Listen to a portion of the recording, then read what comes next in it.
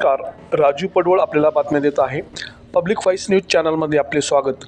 नुकतेच नवरात्र उत्सवानिमित्त जागर स्त्री शक्तीचा अंतर्गत इंडियन मेडिकल असोसिएशनतर्फे विद्यार्थिनीचे आरोग्य तपासणी शिबिर IMAचे अध्यक्ष डॉक्टर अनुपम टाकळकर व सचिव डॉक्टर योगेश लक्कास यांच्या मार्गदर्शनाखाली घेण्यात आले.